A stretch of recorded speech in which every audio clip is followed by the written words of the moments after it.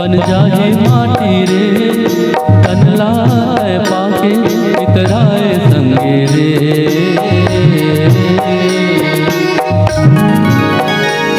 बन जाए माटी रे कनलाए पाके इतराए संगे रे।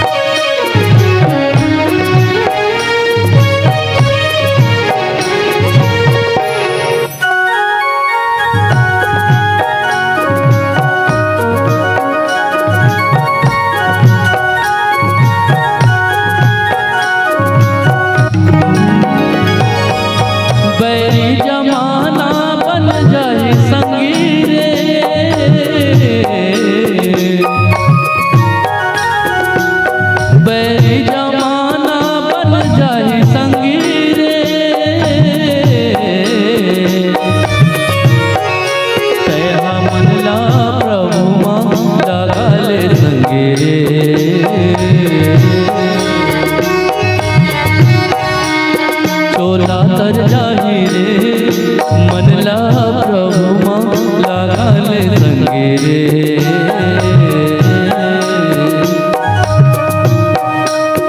चोला तर जाही रे मनला प्रभु मां लगाले संगे रे।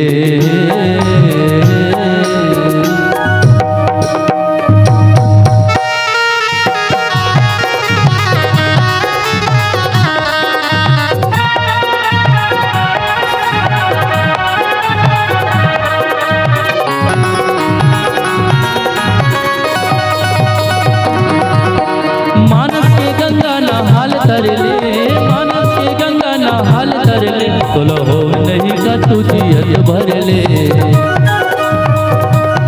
संगी हा नहाले हो नहीं कछु जियत भर ले। संगी हा नहाले हो नहीं कछु जियत भर ले।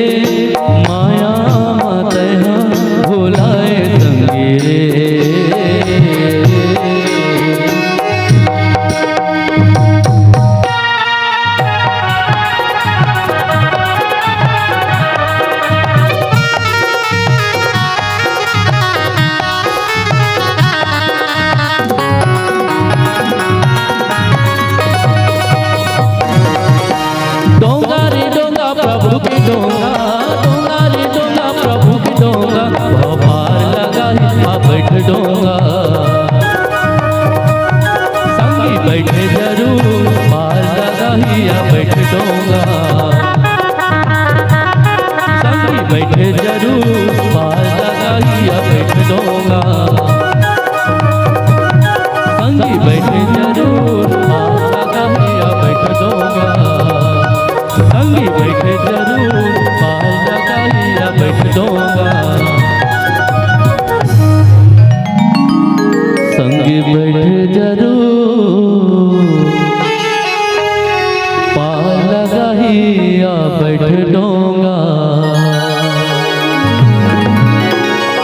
बोले श्यावर रामचंद्र के जय।